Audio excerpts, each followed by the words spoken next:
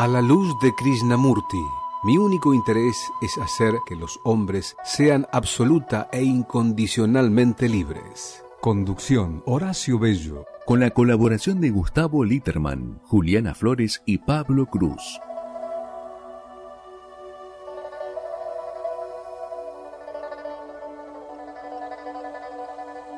Buenas noches, amigos, amigas, un nuevo programa de A la luz de Krishnamurti en nuestro ciclo 2025.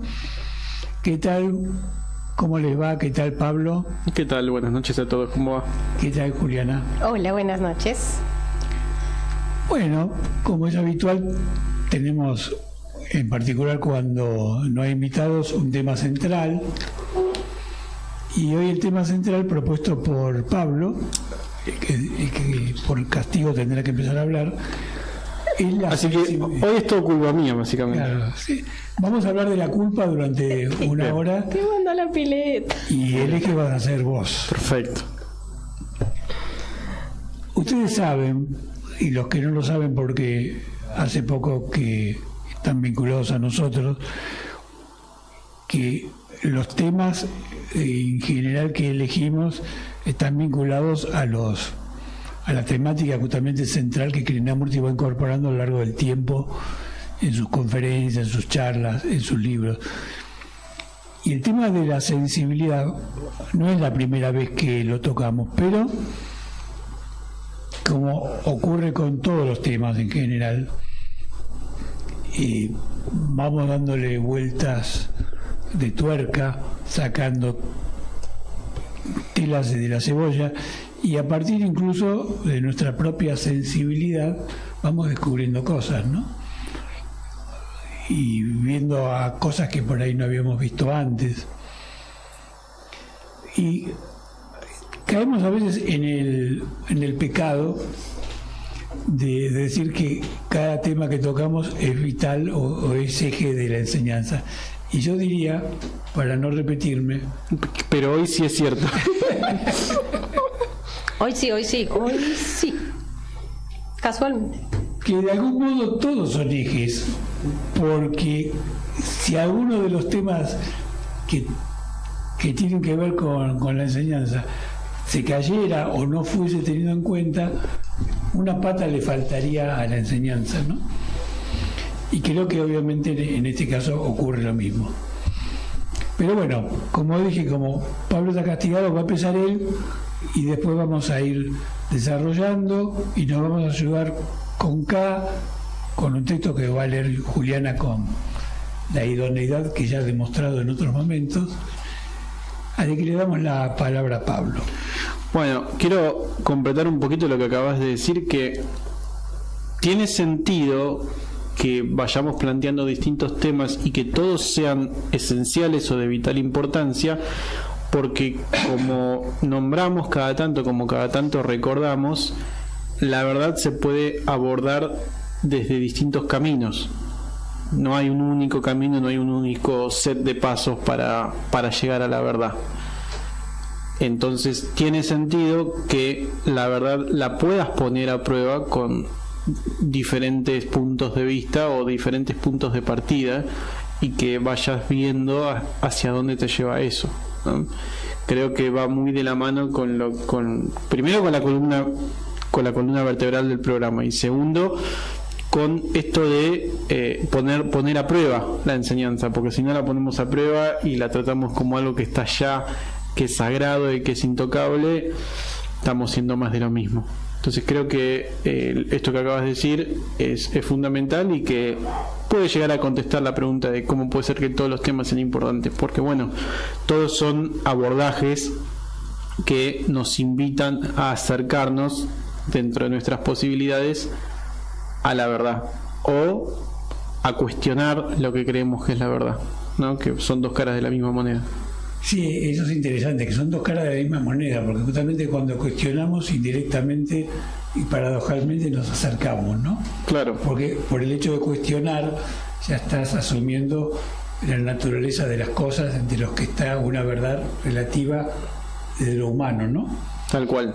Y un roce con aquello que está más allá de lo humano. Pero, a ver, te hago una pregunta.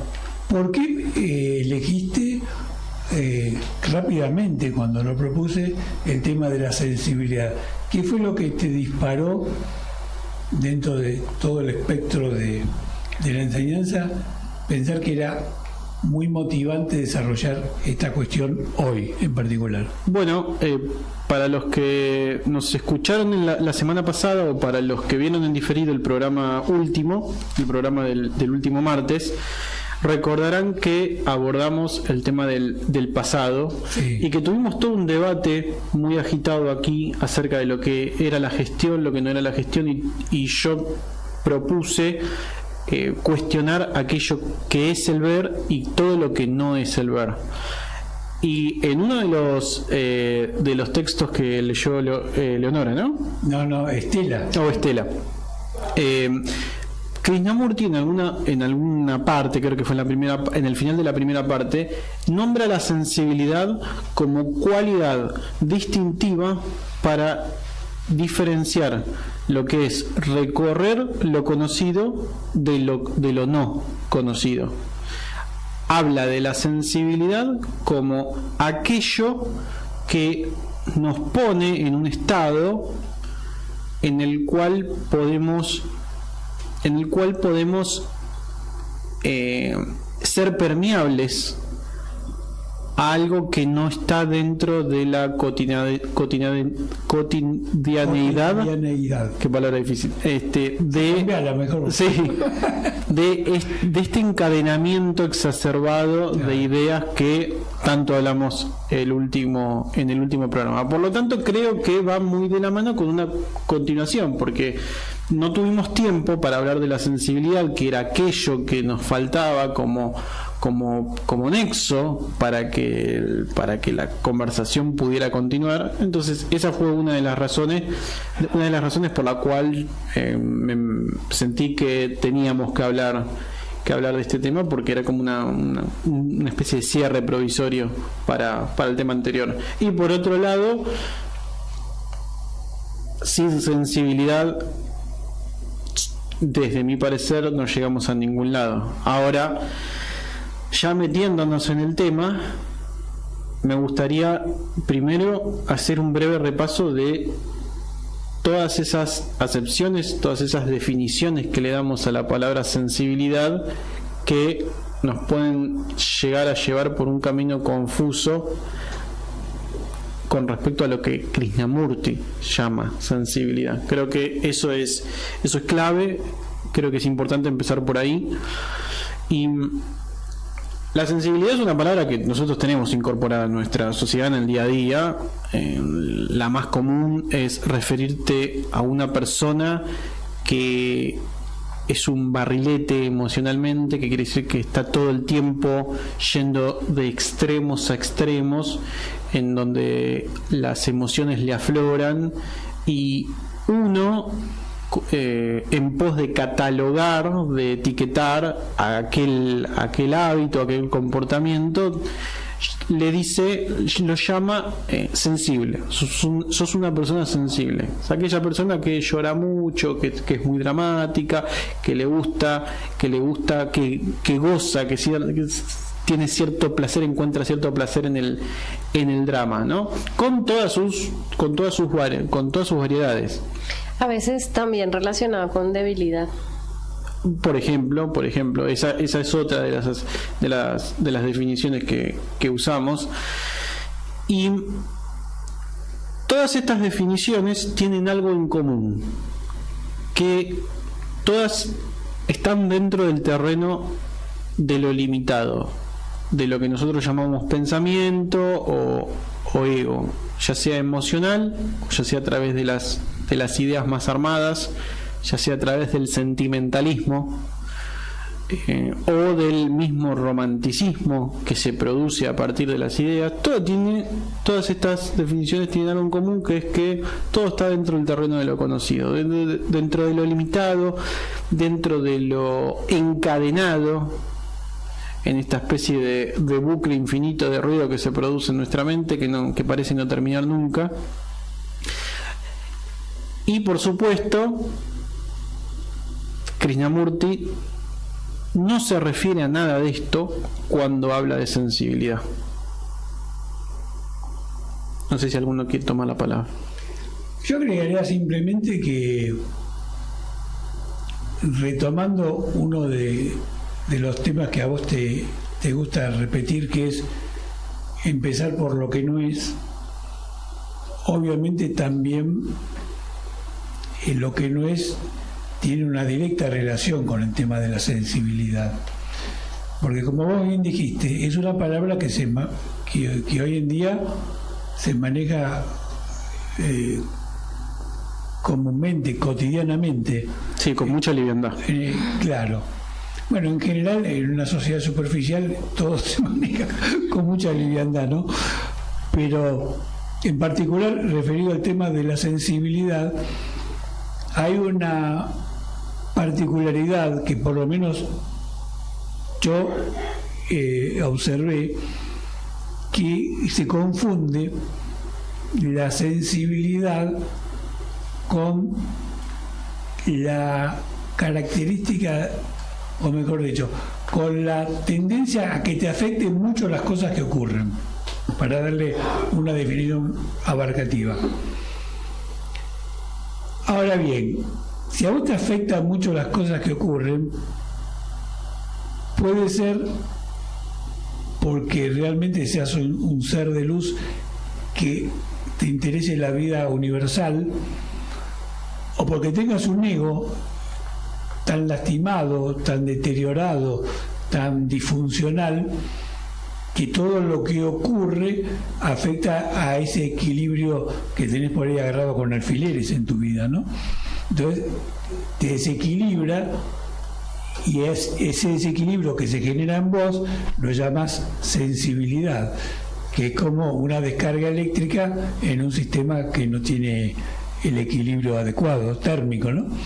Entonces, me parecería que es interesante separar el polvo de la paja para comprender no solo lo que Krishnamurti dice de la sensibilidad, sino qué es lo que la sensibilidad esencial nos puede dar a nosotros para ser mejores personas, ¿no? ¿Qué características tiene que tener esa sensibilidad y cómo tiene que influir en nosotros para realmente la vida valga la pena desde esa percepción sensible que tengamos, no solo de la vida nuestra, sino de todo lo que nos rodea? Y a la vez cultivar, no sé si es la palabra, pero por ahí se me ocurre otra,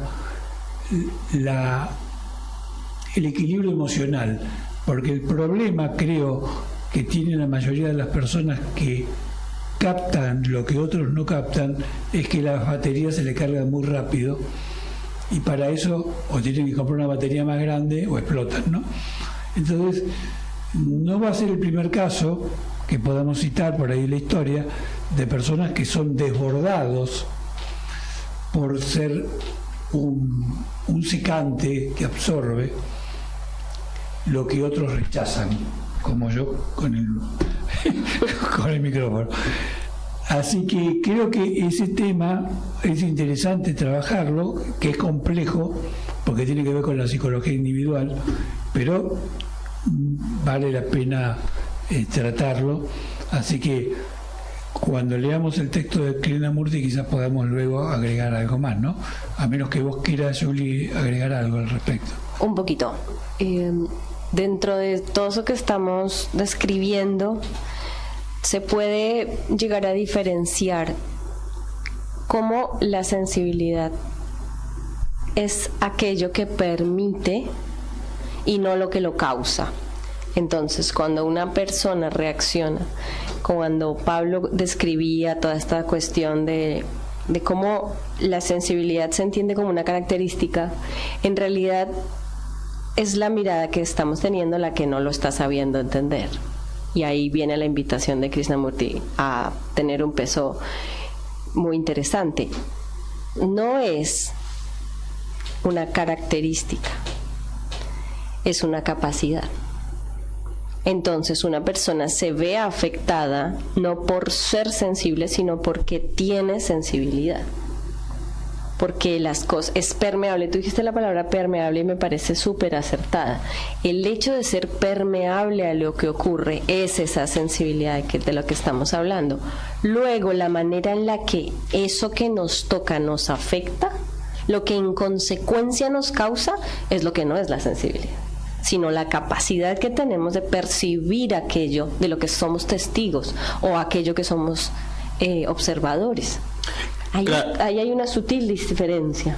Claro, ese es el tema, lo sutil que esa diferencia es. Y a ver si puedo arrojar un poco de luz al tema. Cuando yo digo mi sensibilidad, ¿no? ¿Desde dónde lo estoy diciendo? Lo estoy diciendo desde mis pensamientos. Como si yo tuviera un poder de prender o apagar o usar a voluntad una sensibilidad que me permite captar algo, como si yo prendiera a apagar una antena, ¿sí? Ahora, fíjense en la trampa. La trampa es que yo digo mi sensibilidad. ¿Es la sensibilidad de quién?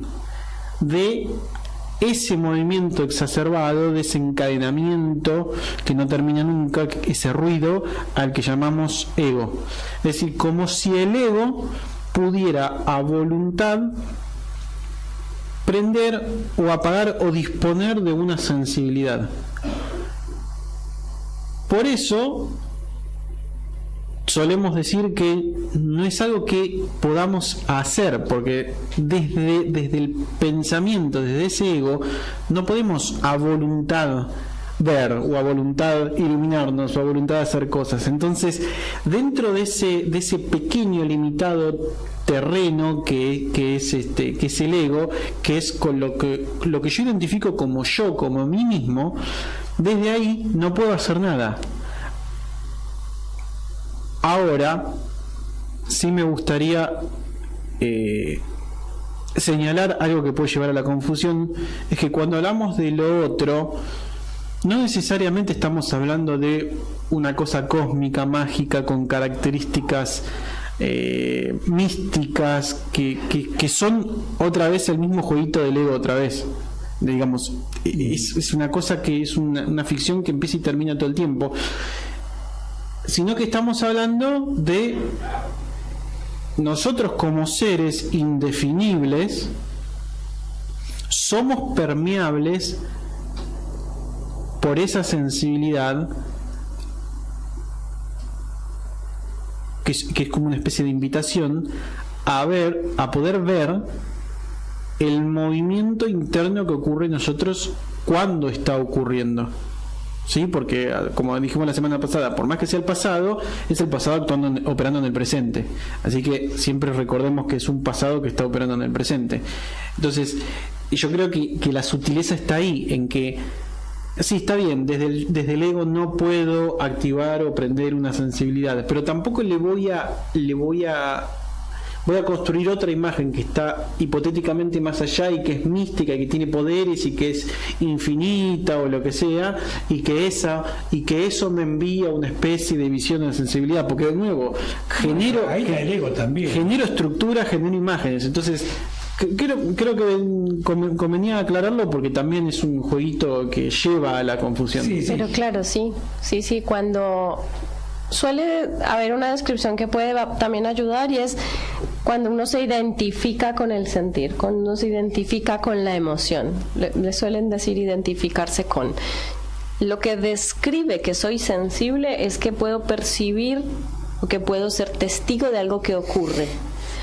La reacción que yo tengo a eso es cuando me identifico con lo que siento a raíz de eso. Y a eso es a lo que venimos llamando sensibilidad, y eso no es. La sensibilidad es la capacidad que tengo de percibir, de ser permeable a lo que ocurre. Ahí hay una diferencia grande y linda. Vamos a leer, y yo quiero hacer una invitación antes de leer. Algunos textos, y en especial los de Krishnamurti, son textos transformadores, que cuando entran, cuando son leídos, cuando uno lo permite, el texto al mismo tiempo que estás escuchando o leyendo te está transformando. Entonces me gustaría invitar a escuchar desde ese lugar a las personas los textos que siempre traemos, pero quería decirlo al aire. Sí, por supuesto que sí, y todos los que hemos recorrido durante tantos años de enseñanza lo vivimos así, y es como que uno está dialogando con Krishnamurti simultáneamente con la lectura. Exacto. Ojalá se pueda crear ese clima para aquel que por ahí se acerca por primera vez, o por lo menos que se le despierte un poco el bichito para decir, a ver, ¿qué cosa me está diciendo este hombre? Y empezar a trabajar desde ese lugar, ¿no? Y ahí quiero completar mi invitación, porque cuando escuchamos textos nuevos que no habíamos escuchado, que no conocemos, suele pasar que andamos buscándole la explicación, y eso lo suele hacer la mente. Quiero entender esto que me están diciendo. Y mi invitación es a permitir que el texto te transforme solo siendo testigo de lo que estás escuchando. No le busques explicación, disfrútalo, ¿sí? Escúchalo con disfrute. ¿Por qué?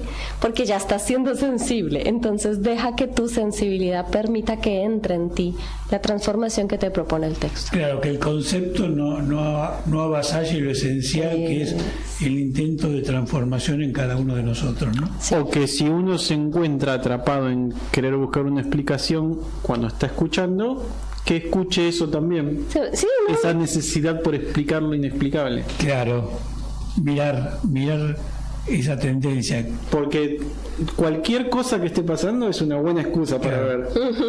Siempre hay que ver, porque si no, no se despertaría la sensibilidad. Incluso hay que ver esas cosas que no nos gustan, ¿no? Porque es información que está presentándose.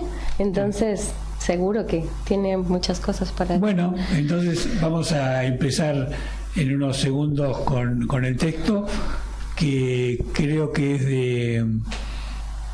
el despertar de la sensibilidad o el arte de ver, ¿no? Son párrafos que están incorporados a nuestra página, que hace varios años que están ahí incorporados y que lo hemos rescatado para leer hoy. Así que empezamos. Pregunta.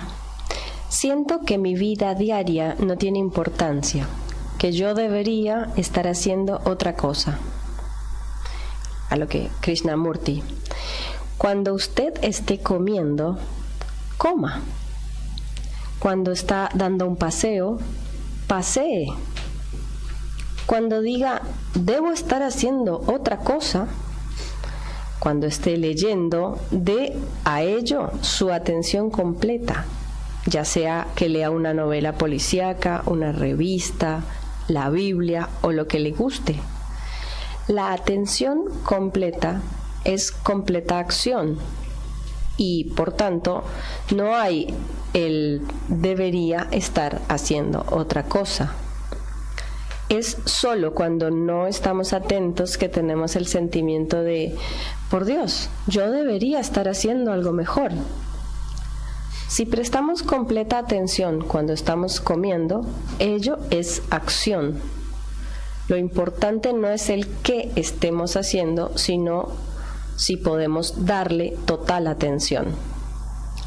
Quiero significar por esa palabra no algo que aprendemos por medio de la concentración en una escuela o en los negocios, sino atender con nuestro cuerpo, nuestros nervios, ojos, oídos, nuestra mente, nuestro corazón completamente. Si hacemos esto, hay una tremenda crisis en nuestra vida. Entonces, algo requiere nuestra atención, nuestra total energía, vitalidad y atención. La vida demanda esa atención cada minuto, pero nosotros estamos tan entrenados en la inatención que siempre estamos tratando de escapar de una a la otra. Decimos, ¿cómo voy a tener atención? Soy perezoso. Sean perezosos, pero estén totalmente atentos a la pereza. Estén totalmente atentos a la inatención.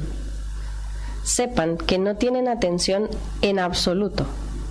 Entonces, cuando ustedes saben que están totalmente atentos a la inatención, ya están atentos. El despertar de la sensibilidad, páginas 147 y 148. Bueno, luego leeremos la segunda parte. Me parece que en esta primera parte, justamente, lo que trata Krishnamurti es de invitarnos a generar las condiciones para que la sensibilidad opere en nosotros, ¿no? Sí, también se pone bastante práctico porque da como si fueran tips para darse cuenta cuando uno está en inatención. Claro. Sí, lo propone directamente con ejemplos, ya. Es un texto particularmente práctico. Sí. A veces cuando se eligen los textos, justamente por la naturaleza de la comunicación, uno trata de que no sean demasiado teóricos, y seguramente muchos que conocen el Zen lo habrán asociado a algunas enseñanzas del Zen, que dice: cuando usted come, coma; cuando lava los platos, lave los platos; cuando esté haciendo estupideces, mire su estupidez. Y eso tiene una gran, para mí tiene un gran alcance, y no sé si se termina de entender, en particular en Occidente, ese alcance, que es darnos cuenta de que estamos cotidianamente dispersos. La dispersión forma parte de las pautas psicológicas de la sociedad de consumo en la que vivimos, porque la dispersión incluso tiene que ver con ciertos condicionamientos que esa misma sociedad nos impone para que sirvamos a un sistema en el cual los objetos, como duendes que pululan alrededor nuestro, vayan operando en nosotros y vayan generando deseos, intenciones, frustraciones. Y justamente esa atención plena es lo contrario de lo que la sociedad de consumo nos pide, porque esa atención plena nos separa del deseo en algún momento. ¿Y qué utiliza esa sociedad de consumo? ¿Qué utiliza como herramienta primordial para distraernos, para darnos información, para mantenernos fuera de ese foco? Nuestra sensibilidad, porque entran por allí, claro, porque la tenemos. Entonces utilizan eso como herramienta, nos dan un montón de alimento, de comida chatarra de comida chatarra que no es nutritivo o que simplemente es al pasar, y entra directo por esa permeabilidad que tenemos. Claro, a ver, cuando uno no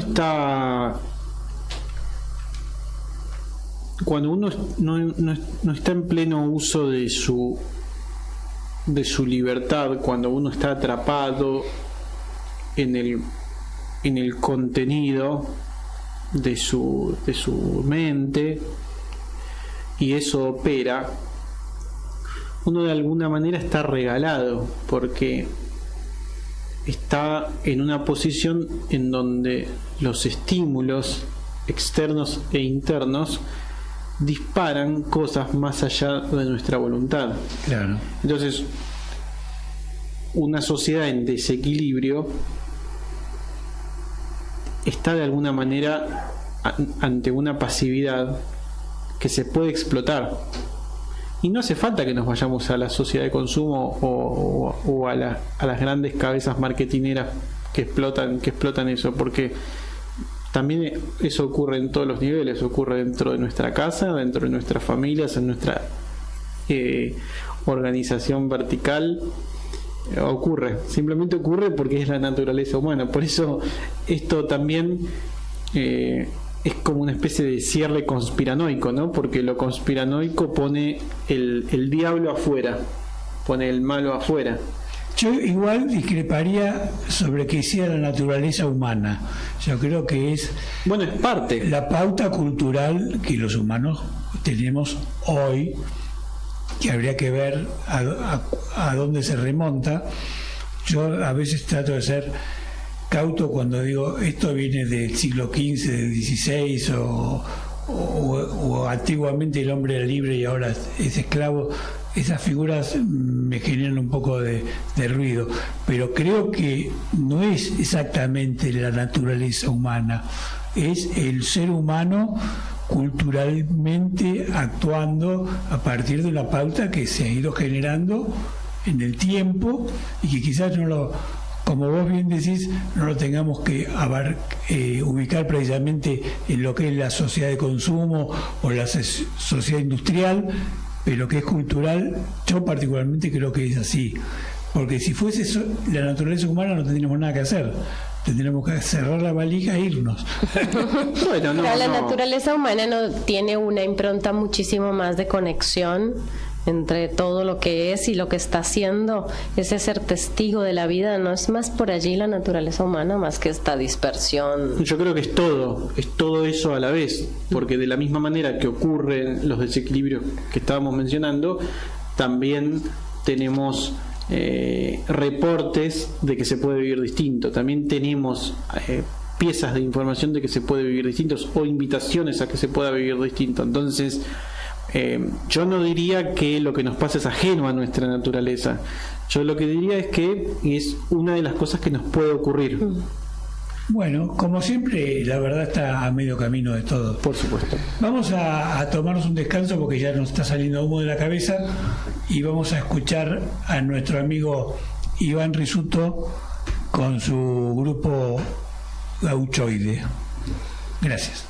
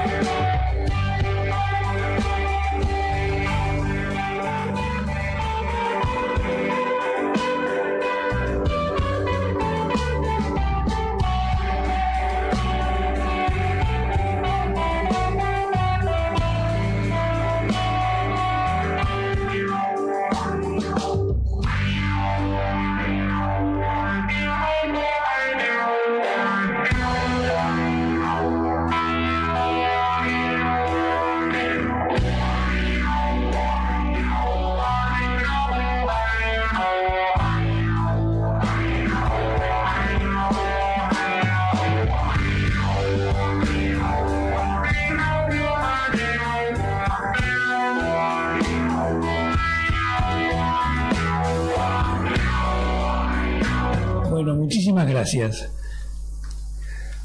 Vamos a continuar.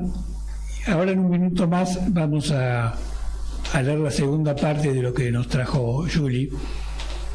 Y a mí me gustaría agregar que justamente, volviendo a la idea inicial que yo había tirado sobre la mesa de que nos teníamos que ocupar de lo que no era la sensibilidad, Krishnamurti en este libro justamente pone un título muy revelador, que el despertar de la sensibilidad está vinculado al arte de ver. Es decir, si yo no veo de manera integral, que creo que es a lo que se refiere, con profundidad y con integralidad, lo que a mí me pase como reacción interna no es esa sensibilidad a la que se refiere, porque yo puedo tener un ataque de histeria, entonces vulgarmente puedo decir que es sensible, que le agarró un ataque, ahí está la confusión. o que la esposa le dijo lavate las manos para comer y me pongo a llorar. Eso no es sensibilidad, al contrario, eso lo que está marcando es un déficit personal que me lleva a mí a reaccionar distorsionando la observación de la realidad, ¿no? Por eso creo que ahora que estamos avanzando y faltan no muchos minutos para terminar, hay que ir separando el polvo de la paja y ver, o tratar de ver con la mayor claridad posible qué es la sensibilidad. Claro, porque Krishnamurti no parece vincular en absoluto la sensibilidad con lo reactivo, con la reacción que podamos llegar a tener por un encadenamiento de estímulos o de pensamientos. Así es. Bueno, entonces vamos a ver qué nos dice en este segundo párrafo, que creo que es del mismo libro, pero que es de otra parte de ese libro. Es otra Así fecha. que Sí. te escuchamos, Julie. Krishnamurti. Señor, por favor, escuche lo siguiente. Consideremos el tiempo. Ahondemos en ello despacio. No se impaciente. Usted mira un árbol. ¿Qué ocurre en realidad? Cuando sus ojos miran un árbol, al verlo hay vibraciones e inmediatamente surge el conocimiento de ese árbol. Usted dice, ese es un pino, me gusta o no me gusta, me produce fiebre de heno y debo alejarme de él. Usted mira ese árbol con todo un trasfondo, con todo su conocimiento, con todos sus pensamientos. Usted no puede parar sus pensamientos, su conocimiento, todas las cosas que surgen como reacción al mirar el árbol. ¿Qué está usted mirando? Usted no está mirando al árbol, sino al trasfondo. ¿Cómo lo mira usted? ¿Lo condena? Dice usted, él está evitando que yo vea el árbol y por lo tanto debo detenerlo, debo abrirme paso a través de él. ¿Cómo mira usted el trasfondo? ¿Como alguien que está fuera de él? ¿Lo mira usted como el observador y lo observado? ¿O simplemente lo mira sin el observador? Y si no hay observador, ¿hay acaso un trasfondo? El árbol no tiene importancia alguna. Lo importante es cómo usted mira. De suerte que el propio conocimiento es de la mayor importancia. Sin conocer todo el trasfondo, la conciencia, las exigencias, los temores, todo lo que constituye el yo, sin conocer todo eso, es absolutamente inútil tratar de mirar el árbol sin el observador. Lo que usted ansía es ver el árbol, tratar de identificarse con él y sentir algo muy extraordinario. Si es eso lo que usted anhela, entonces ahí está el ácido lisérgico, LSD, que produce una gran sensibilidad por cierto tiempo. Y entonces no hay separación entre usted y el árbol. No es que usted sea el árbol, pero entonces no hay división, ni tiempo, no hay intervalo. Hay una tremenda sensación de que todo el universo es usted y que usted no está separado del universo.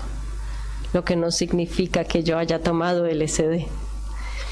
Usted tiene que comprender su propia naturaleza, sus tendencias, su idiosincrasia y sus prejuicios, la estructura de su relación con los demás, la anatomía del temor en que está sujeto, la urgencia de realización, la urgencia de ser alguien con todas sus frustraciones, con la búsqueda de placer, sexualmente y en tantas otras diferentes direcciones. Si la mente no se da cuenta de todo eso, tanto de lo consciente como de lo inconsciente, entonces el intervalo entre uno y la naturaleza jamás puede ser trascendido. Es muy importante descubrir cómo uno se mira a sí mismo y quién es la entidad que mira. ¿Es el observador que se mira a sí mismo diferente de lo que observa? Evidentemente no. El centro, el pensador que mira, el evaluador, el juez que se mira a sí mismo, es fabricado, compuesto por el pensamiento. Son uno. Cuando eso se realiza totalmente, no de manera parcial, entonces todo el contenido del inconsciente se expone fácilmente porque no hay defensa, condenación o juicio. Se produce un movimiento en el que todo el trasfondo se mueve y fluye, termina. Cuando algo está en movimiento constante, no hay sitio de descanso y por ende no hay residuo. He aquí el problema real para cualquier hombre inteligente, serio. Viendo el mundo, viendo la humanidad, el yo y la necesidad de una completa y radical revolución, ¿cómo es posible producirla?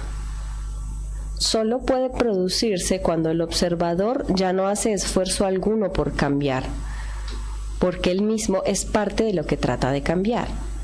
Por lo tanto, toda acción de parte del observador cesa completamente, y en esa total inacción surge una acción muy diferente. Nada hay misterioso o místico en todo esto. Es un hecho sencillo. Yo no empiezo con el resultado final del asunto, que es la cesación del observador. Empiezo con cosas sencillas. Puedo mirar una flor a la orilla del camino o en mi alcoba sin que surjan todos los pensamientos. El pensamiento que dice, he ahí una rosa, me gusta su perfume, etcétera, etcétera. ¿Puedo simplemente observar sin el observador? Si ustedes no han hecho esto, háganlo al nivel más bajo y sencillo. En realidad no se limita al nivel más bajo si uno sabe hacer eso. El individuo lo ha hecho todo. Entonces puede mirarse a sí mismo sin el observador. De igual modo que puede mirar a su esposa, esposo, a todas las exigencias de la sociedad, a su jefe de oficina. Verá uno que sus relaciones sufren un cambio total, porque no hay defensa, no hay temor. El despertar de la sensibilidad, páginas 31 a 34. Bueno. Cerramos. ¿Qué más podemos decir? Cerramos. Como decían hace un rato, o decía, creo que quizás Juli, hay que tratar de no hacer conclusiones, pero este es un programa de radio, ¿no? Sí. Y no podemos cerrar. Entonces, aunque embarremos un poco el sitio con nuestras palabras a través de nuestras vulgaridades, no nos queda otra que hacer algunas reflexiones, pero creo que son útiles porque los seres comunes como nosotros, a esos seres comunes está dirigido en la enseñanza de Krishnamurti, y esos seres comunes, sobre esos seres comunes él cree que se puede hacer cosas para que cambiemos, para que veamos la alienación en la que vivimos, ¿no? Y hablando de seres comunes, como ser común, quería contar que a mí me ha ocurrido y he experimentado en la vida cotidiana la experiencia de ver con ese vidrio oscuro en el que están mis condicionamientos, mis ideas, mis prejuicios, mis conceptos, mis puntos de vista, un hecho, una persona, y mágicamente ver a ese hecho y a esa misma persona despojado de todas esas cosas. Y puedo asegurar que realmente te cambia cuando tenés la posibilidad de verlo, aunque sea un minuto o dos. La convicción de que es factible ver aquello que hasta ese momento nunca pudiste ver es revolucionario. Por eso siempre es útil invitar a la gente a a trabajar aquello que parecería imposible, pero que es mucho más sencillo de lo que imaginamos si partimos de la base de creer que es factible, ¿no? No inventarnos una creencia, sino disciplinarnos para observar aquello a lo que él se refiere e intentarlo. Y si fracasás, volver a intentarlo, tratar de disciplinar nuestra mente como para salir de esa lógica repetitiva y viciosa, ¿no? Bueno, no sé si quieren agregar al respecto algo. Creo que Gustavo estaba por llamar, así que en cualquier momento se comunicará con nosotros. Ahí seguramente estará por llamar. Bueno, creo que este texto, principalmente esta segunda parte, invita a hacer el trabajo práctico, manual, de ir viendo todo lo que no es, ¿no? Ahí estamos. Él se está conectando. Hay algo muy lindo que coincide con algo que dijiste hace un rato hermosamente, y es cuando él habla de lo simple. Lo simple es tan valioso que a veces se nos tiende a escapar, pero es algo simple. Es la observación de una flor, es el dejar de lado el ruido mental y entregarse a la experiencia. Es un movimiento que, de lo simple que es, nos parece en muchos casos una tontería, lo cual es un juicio. Entonces es como un perro que se persigue. Y tendemos a rechazarlo. Pero claro, entonces reiteradamente la invitación va a ser esa, porque es allí donde podemos empezar a tener otro tipo de experiencias y otro tipo de diálogos desde ese lugar. Así es. Bueno, Gustavo, te estábamos esperando. ¿Cómo andás? ¿Qué tal? ¿Cómo andan ustedes? Bien acá. Te escuchamos medio bajito, ¿puede ser? No. Ahí. Hola. No, lo que pasa es que Pablito no estaba prestando atención, había perdido la sensibilidad. Hola, Gus. ¿Cómo va? ¿Bien? Bien, ¿Qué tal? ¿tú? ¿Cómo va eso? Bien. Bueno, ese pedacito de texto es, en cierta medida, como dijo Juli, ¿no? Es una meditación, Claro. ¿no? Cuando uno lo asume como tal, ¿no? Y por otro lado es terrible, porque indiscutiblemente para llegar a ver una flor sin el señalamiento que generalmente hacemos, hay que hacer toda una limpieza interna inmensa, ¿no? Porque es terrible, porque aparece el juicio, aparece la demanda.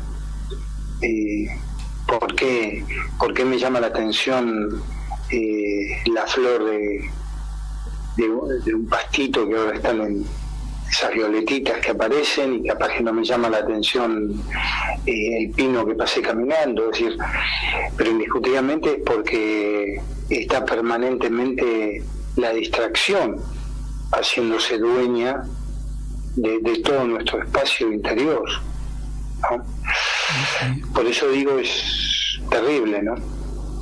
Por eso creo que, por lo menos lo que lo hemos intentado, sabemos que no se logra de la noche a la mañana, que hay que intentarlo, enfrentar el fracaso, volverlo a intentar, enfrentar el fracaso, porque reactivamente tendemos a tener otro tipo de conductas, que son las conductas del juicio, de los valores, de las ideas, y eso se dispara una vez, se dispara dos, se dispara tres, hasta que quizás lo podamos ir adormeciendo, para que esa sensibilidad que se va despertando vaya dominando la escena, ¿no?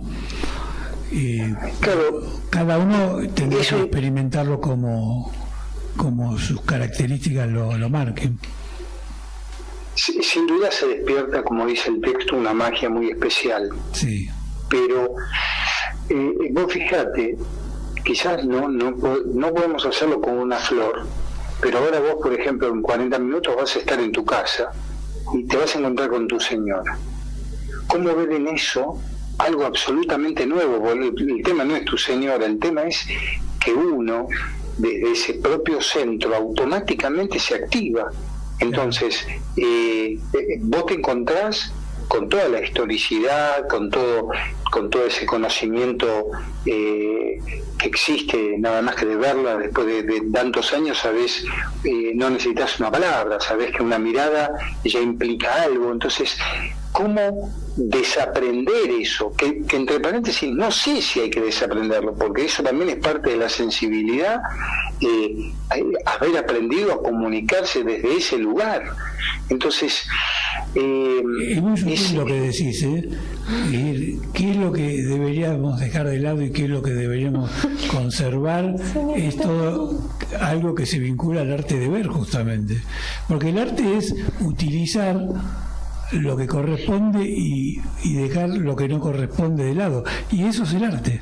Es que de hecho esa sensibilidad es perfectamente afinable, es perfectamente elástica, la puedes practicar y puedes llegar a sutilezas. Porque no hay un modelo. Exacto. Entonces siempre la pregunta que hace Gustavo es absolutamente válida, porque eso nos puede asociar equivocadamente al fracaso. Claro. Creer que uno tiene que llegar en un estado de absoluto vacío mental, en donde ni siquiera reconozca a la otra persona como se llama, cosa que sería absurdo. Claro. Entonces, ahí está un poco la sutileza, la complejidad y la sencillez. Complejidad porque tenemos tanta historia acumulada que es muy difícil pasar a la sencillez de darle, quizás un poco la respuesta para mí como acercamiento sería el ver como centro. En vez de que el centro sea tu condicionamiento, el ver sea el centro. Ahí cobra bastante importancia el primer texto que leímos hoy, y es dónde está tu atención. Y si está en tu acción, si cuando estás llegando a casa a dar ese beso, estás con toda tu atención allí, estás enteramente tú dando ese beso. Si estás de esa manera, ese beso es irrepetible, eso no es otro beso más, y siempre cada uno de los besos va a ser único e irrepetible. Y lo mismo la cena, toda la secuencia, cuando todo tu ser está en atención, en la acción, eso es lo que se va a ir dando, es la sensibilidad, se puede afinar allí también. Claro, es lo nuevo permanente. Claro. Ahora, vos, Horacio, hablaste de vacío.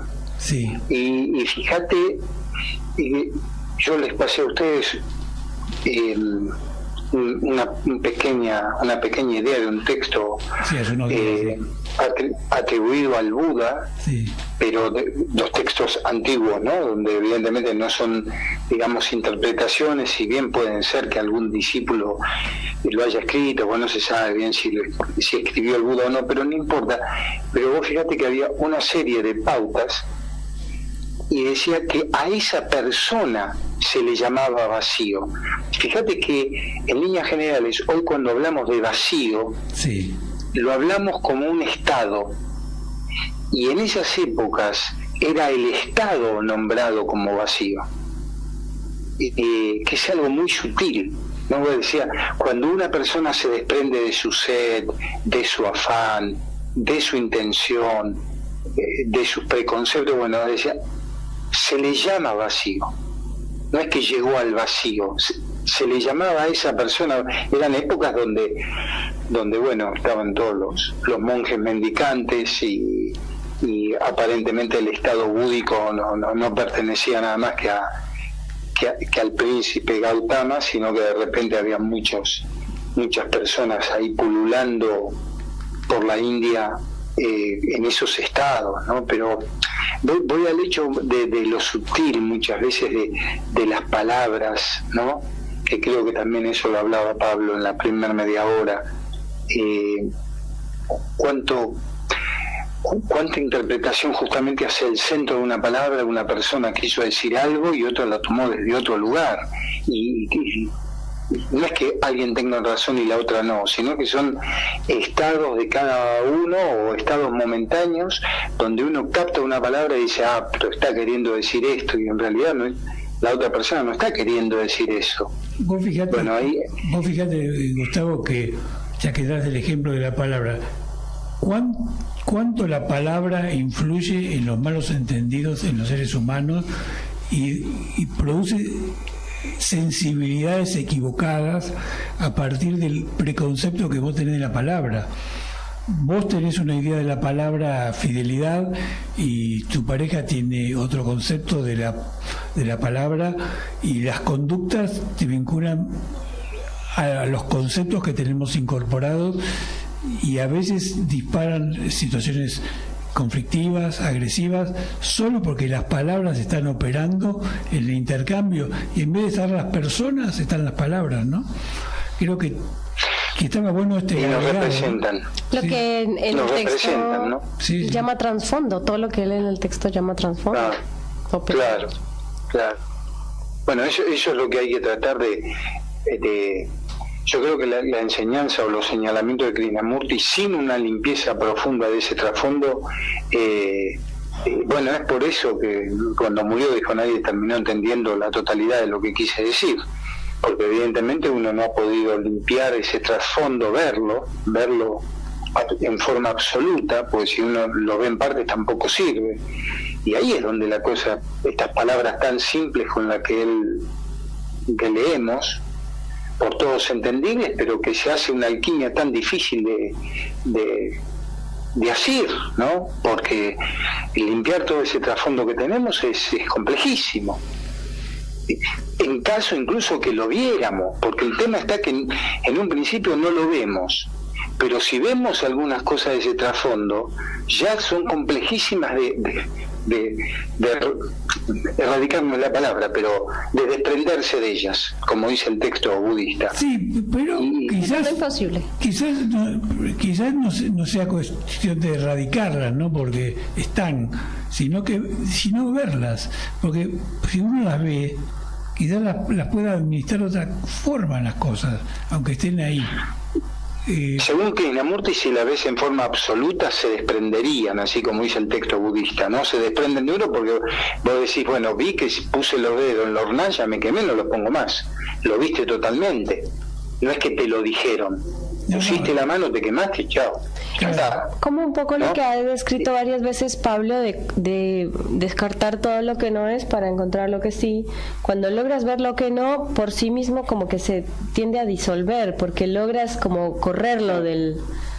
No sé si estoy entendiendo bien pero... Claro, porque todo lo que no es, absolutamente todo lo que no es, tiene la característica de que para poder explicarse, para poder abordarlo, necesitamos del tiempo para hacerlo. Entonces nosotros necesitamos del tiempo para ir pasito a pasito, parte a parte, ir describiendo de la mejor manera posible. Entonces esa es la característica de todo lo que no es, de todo lo conocido, de que cuando uno recorre lo conocido requiere hacerlo en el tiempo. Quiere decir que lo que no es este programa, porque el tiempo Se ya nos lo fue. tenemos. Entre otras cosas. Un punto muy interesante lo de Pablo, muy Si interesante. quieren lo dejamos No hay picando ensayo. para el próximo martes, Continuará. que creo que va a haber una sorpresa presencial. Así que le mandamos un saludo a todos y hasta el próximo Que martes. tengan una hermosa semana, chicos. Buenas Buenas noches. noches. Hasta luego. A la luz de Krishnamurti, mi único interés es hacer que los hombres sean absoluta e incondicionalmente libres. Conducción: Horacio Bello. Con la colaboración de Gustavo Litterman, Juliana Flores y Pablo Cruz.